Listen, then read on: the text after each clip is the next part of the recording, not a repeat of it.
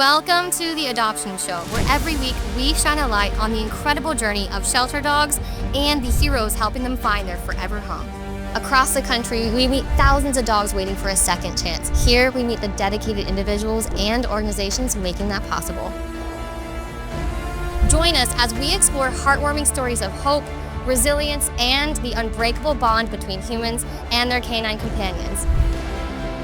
This is more than just a show, it's a movement, and together we can make a difference, one adoption at a time. You ready, guys? Let's go!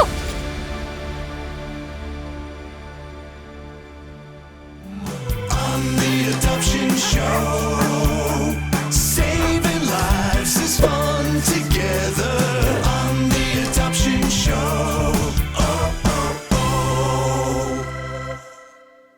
Welcome to The Adoption Show. I'm your host, Amber Aquart, and today we're meeting amazing dogs from shelters all across the country.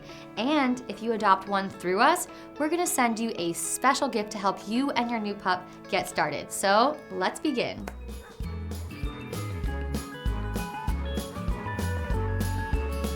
Meet Mitch, a 9-month-old mixed breed puppy with a playful spirit and a heart full of potential.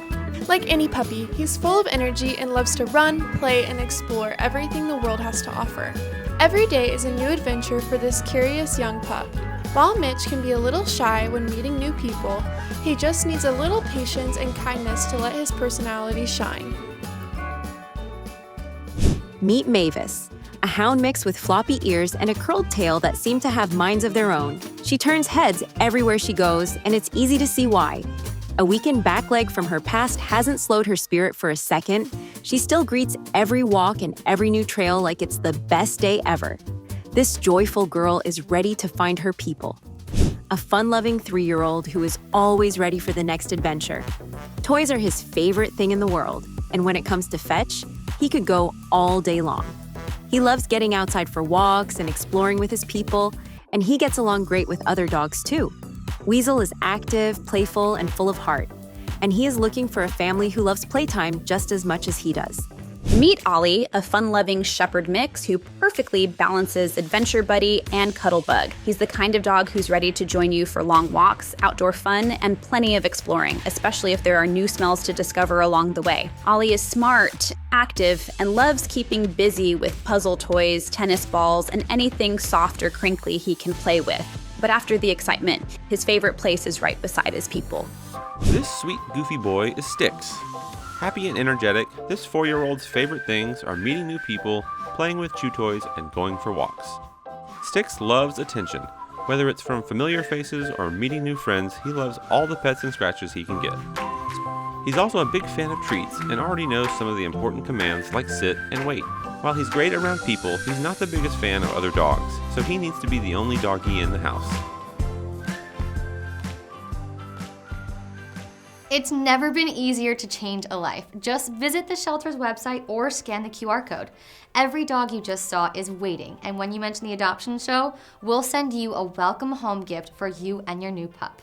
Each week, we shine a light on the incredible people and places working tirelessly to save animals. So here is this week's inspiring spotlight.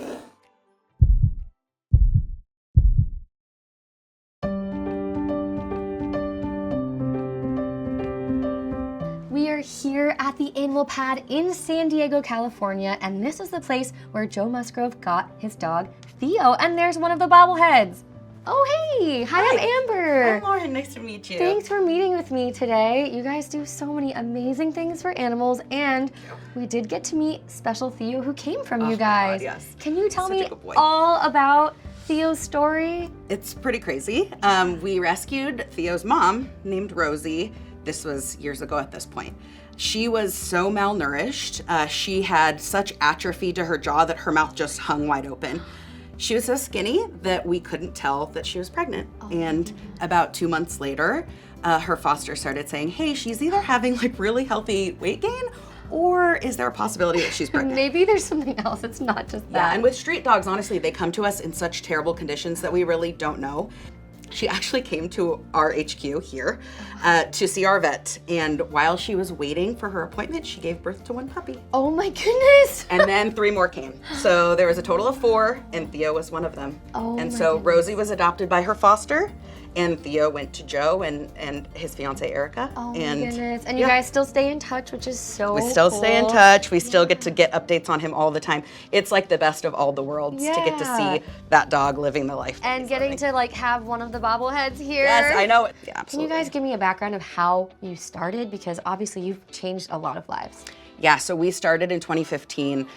We did not have a facility. We were completely foster-based, and we were doing things on a much smaller scale. What we are able to do now has amplified because we do have a space that can kind of be a safe haven for any of our dogs that aren't immediately ready to go into foster. A lot of the dogs that you'll see here today are awaiting foster, but they might not be necessarily ready because of either behavioral quirks or because of medical stuff going on. So fostering is then our next step, and then we work to adoption. So there's lots of little stepping stones on the way to adopting a dog through us. Yeah, and you guys obviously invest a lot in the dogs before they go anywhere. So what does that process usually look like? You get a dog in, like do they stay here for a certain amount of time? Like how do Yeah. you decide that they're ready to go to the next step? Sure. So it kind of depends where they come from, but we do rescue a lot of dogs from Baja. That's where Rosie came from.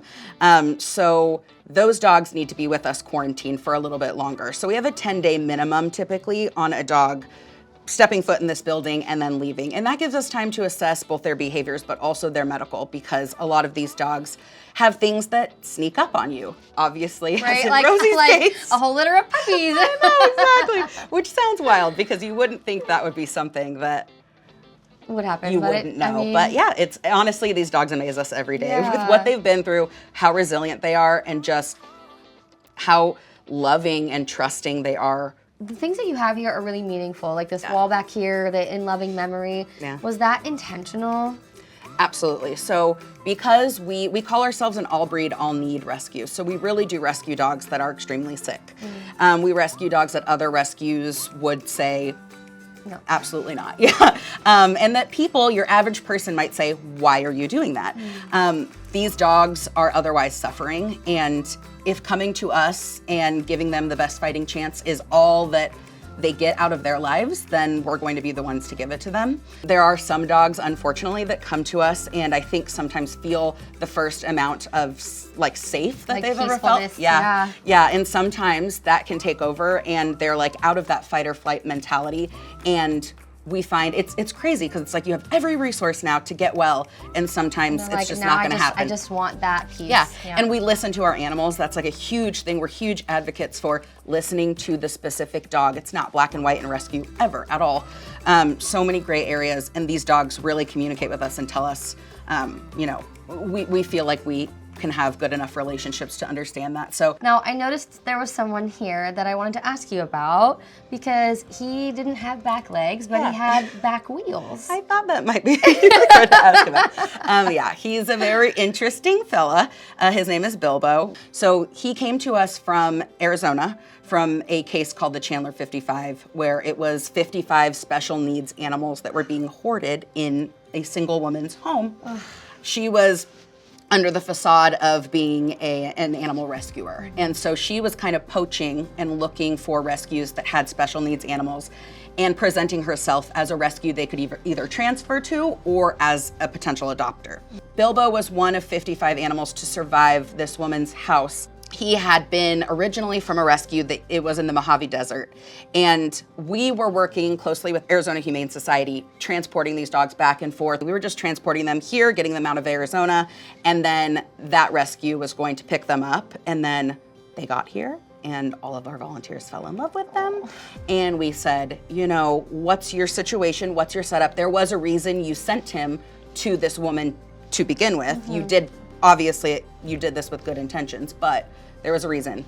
And do you feel like you're not maybe equipped to take him back? And after some discussion with the owner of the rescue, we decided he would be best staying with us. So he did, and he is still looking for his forever home because obviously he's got some quirks and some differences, And but some oh my wheels. God, yeah.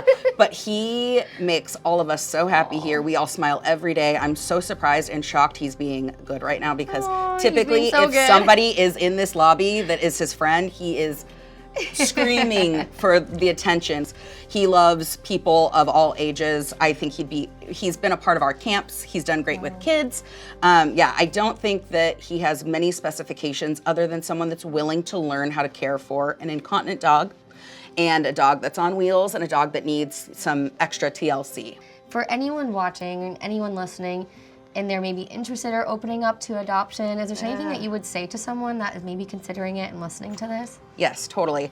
You can find any dog in rescue. It doesn't need to be a special needs animal. I think there's maybe a stigma that dogs that are rescued are damaged or have some sort of trauma. That's not the case at all. Any breed, any need, anything that you are looking for, you can find. If you have allergies and need hypoallergenic, we have 4 doodle puppies in our kitchen right now awaiting homes. So really, I mean it when I say you can adopt any dog that you want. It can be your dream dog. It's so true, and that's what the adoption show is all about. So I really appreciate you taking the time to chat with us today. Oh my gosh, we appreciate it so much. And we are so grateful for all the work that you do for dogs like Theo and like Bilbo and Rosie and all these dogs. They deserve it, and you are making a huge difference in their lives. Thank you. For That means taking a the lot. time. We appreciate it. Absolutely.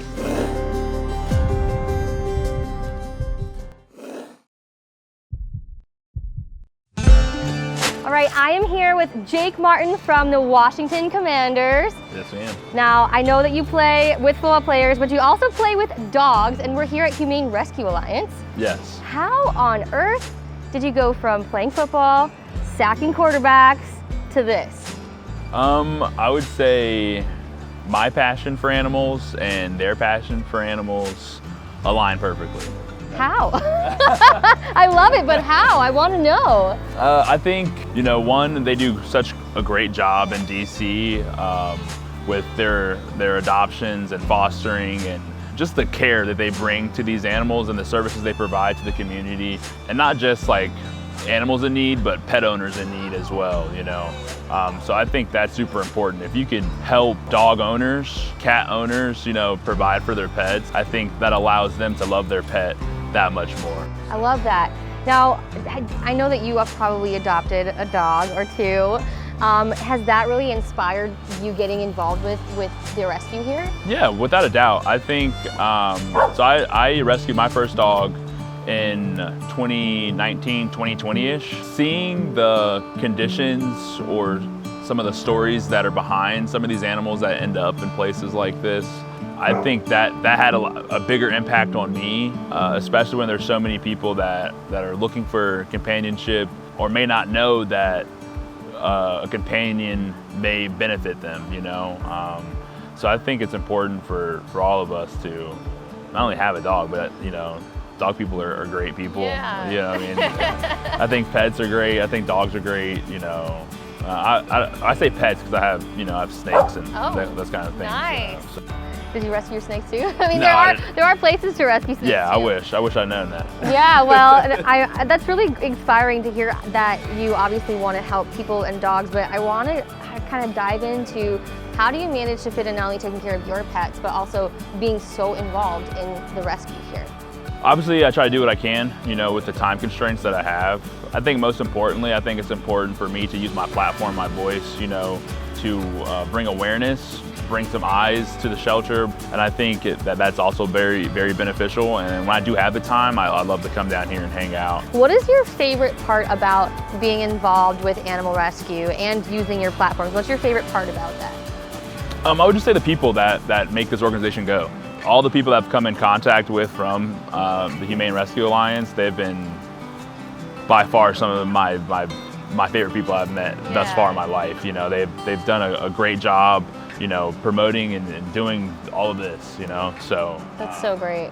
Were you involved with rescue animals before moving here? Obviously for the Commanders, were you doing rescue efforts before then? Yeah, so I have a great relationship with Paws Chicago. Okay. Similar to here, they do an amazing job. Like they really care about their animals. They really care about where they end up, how they home them, how they rehome them, and they care about their experiences. They try to make them as well-rounded as possible, and I think that's very important, especially when you're rescuing a dog. You don't want them to come back to the shelter, and I think both of those organizations do a really good job of having those animals out of the shelter in fosters or getting them real life experience, before they head to their forever homes, and I think that's super important. I think both organizations do an amazing job with that. And besides your platform, are there any specific ways that you personally like to volunteer your time with rescues or rescue animals? Really whatever the shelter may need me to do, whether that's doing dishes, washing bowls, building enrichment toys, I've done that over the years.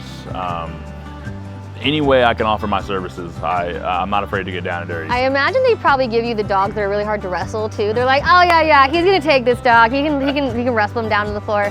You can handle any of the difficult dogs. I love that you're saying, yeah, I'll do the dishes. I'll clean up the poop.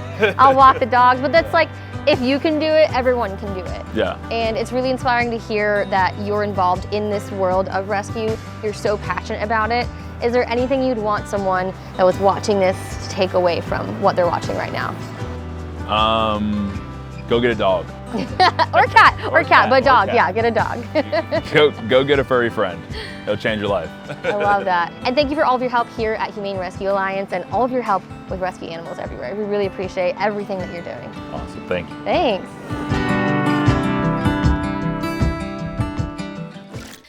Before bringing your new dog home, make sure you have the basics ready. Have your food, bowls, a comfy bed, and a secure leash and collar. A little prep makes a big difference. So here are some new amazing pups waiting to meet you.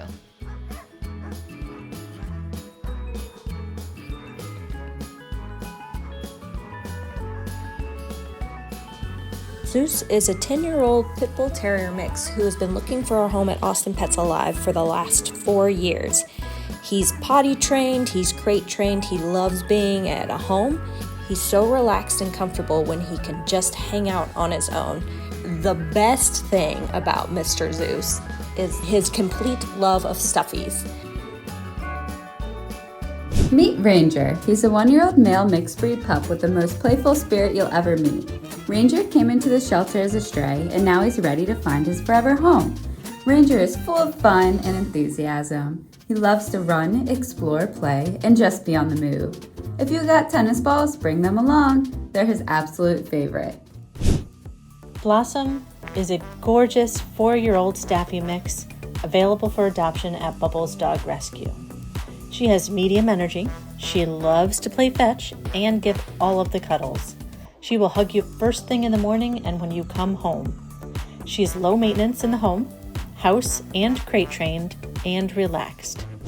Don't mind the derp, embrace the derp. Oh, how about adopt the derp?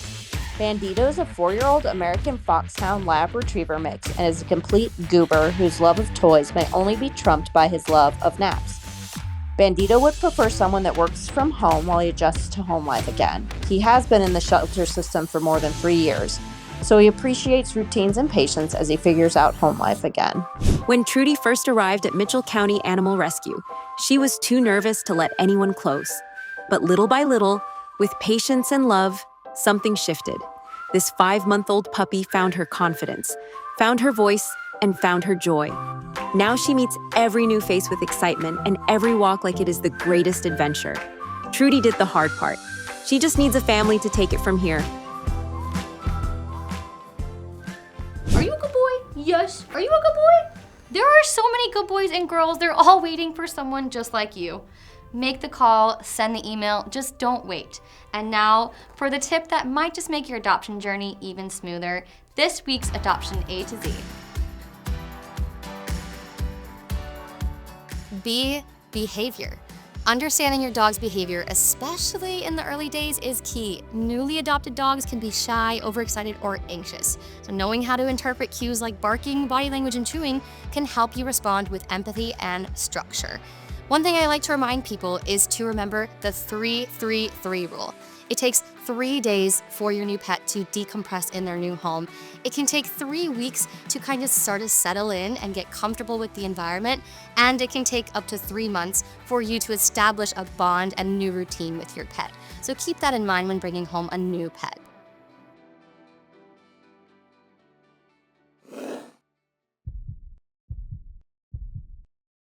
Hey everybody, I'm Dr. Tiffany Tupler, and I'm a veterinarian at Chewy Health. I'm excited to share this adoption tip with you.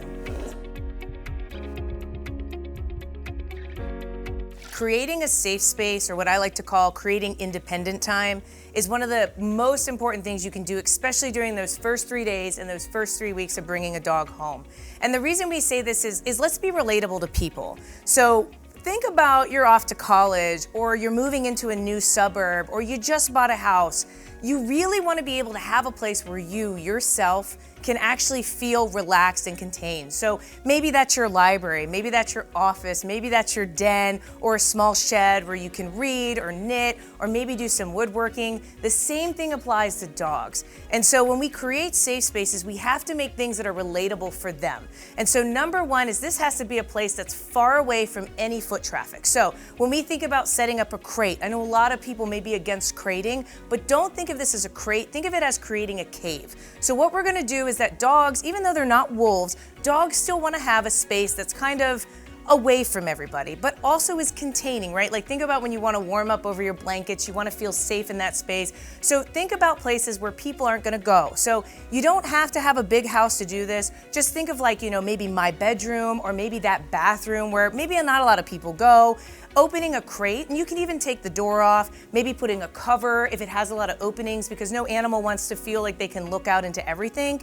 And then when you're doing that, also think about all the things that you can add to that space. So make it more safe. Put a nice, comfortable bed. Maybe put some of their favorite toys or favorite scents in there. So then as they start to expand into your house, that space becomes their own. And that's one of the most important things you can do in creating a safe space, is making sure that no one, including yourself, goes into it. Because what we want to do is encourage that dog that this is your personal space. This is a space when you're scared, or you're fearful, or you're just kind of like had enough for the day, that no children, no other dogs, no other animals, no one actually goes into it. Because that's going to come into play as you continue to grow your partnership. Because when you need to create independent space, say we're starting to have some signs of fear or anxiety, they will start to use that space as a home base. And this allows you to help decrease their risk of anxiety and stress, because they're going to recognize that space as their own. And you can add many things to that. There's all different types of music, enrichment, to make it where they can actually feel like they're in their own place,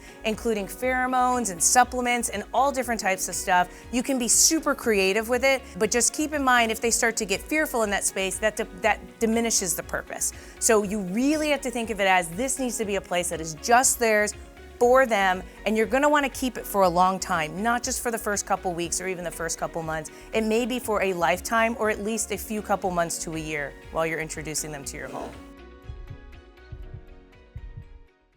So many people ask the same questions when they think about adopting, and I get it. It's a really big decision, and that is why we have put together Adoption FAQ to help you feel confident and ready to adopt.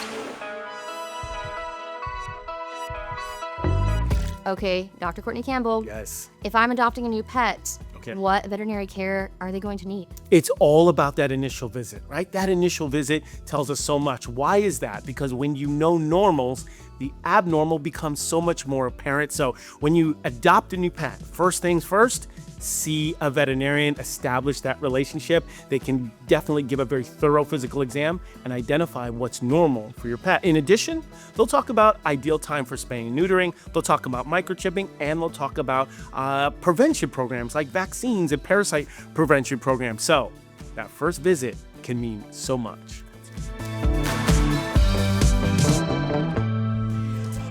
Did you see those wagging tails? I'm pretty sure they are waiting just for you. Every dog you saw today is adoptable. So if you want to take one home, just visit the shelter's website or scan the QR code to begin. We'll send you a special gift, but what is the real reward? It's a new best friend and a life saved. Thank you for joining us, and we will see you next week on The Adoption Show.